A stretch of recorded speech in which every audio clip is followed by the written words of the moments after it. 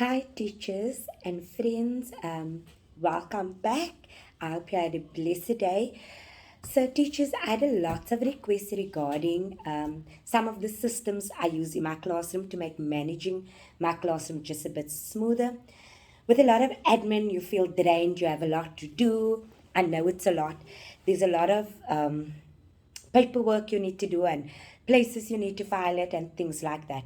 So one of the systems I absolutely love and I use every year and it just makes my heart sing is my lab book.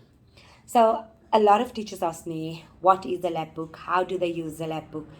What is all in my lab book and what's the purpose of a lab book? So today I'm going to discuss all of that and I'm going to show you a closer look in mine. So first of all, my lab book is just a normal A3 hardcover.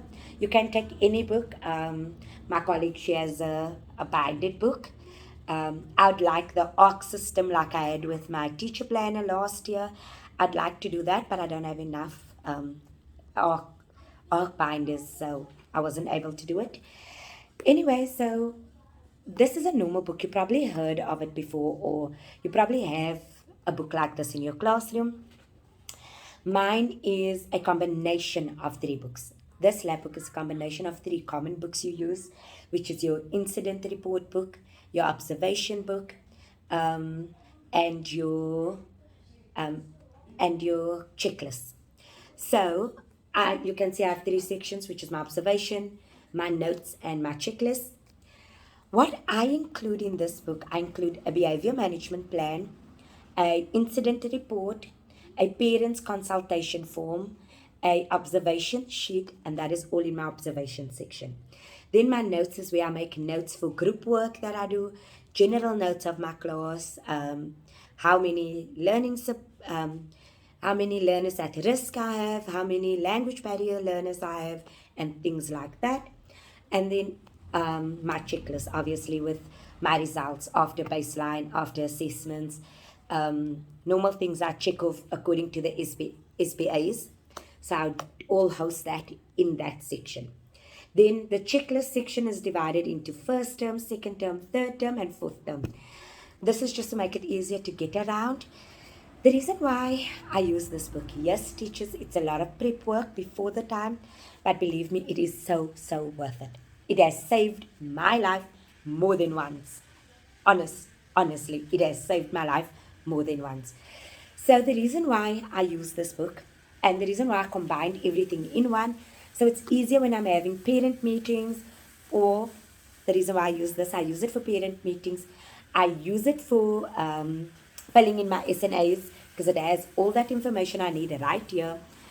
I use it when there's an appeal.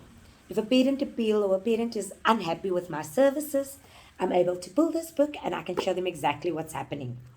So this book, like I said, saved my life more than once, and it has everything in one place.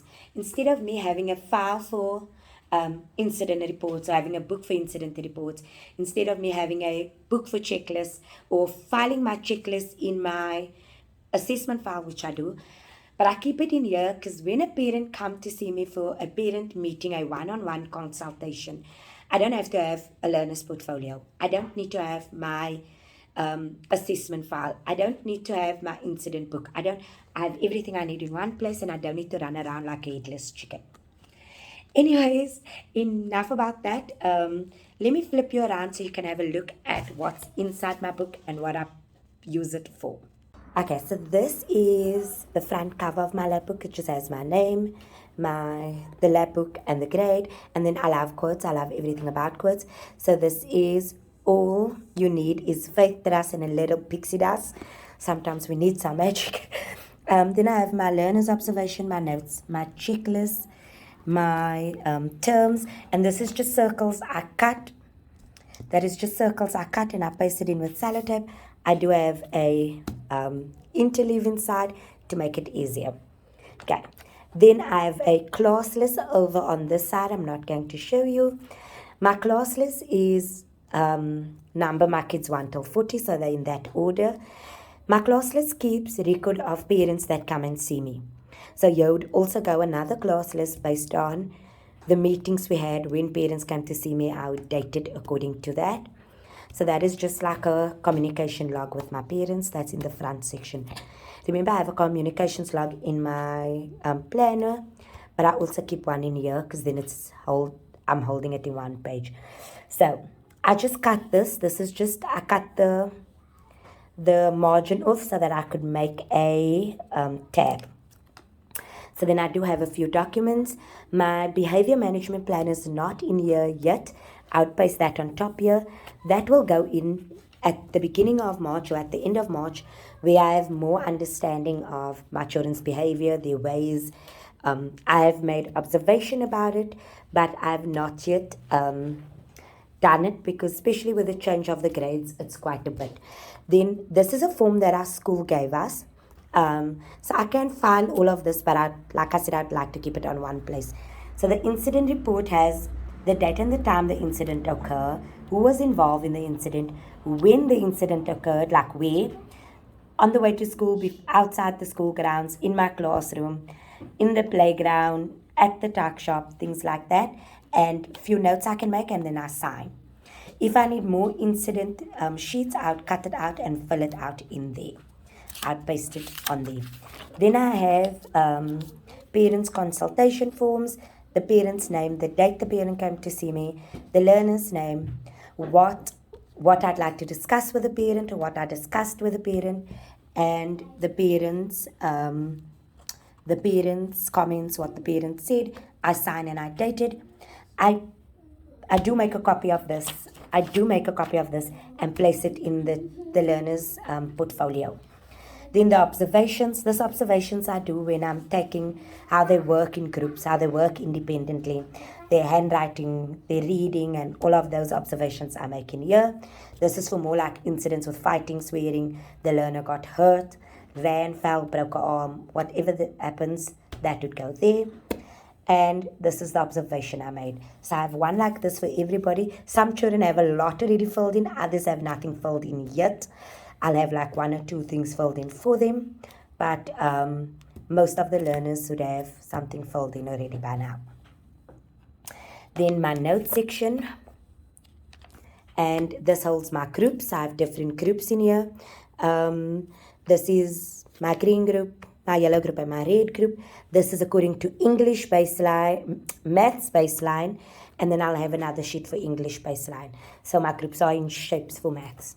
And this just gives me an indication of my learners' capabilities.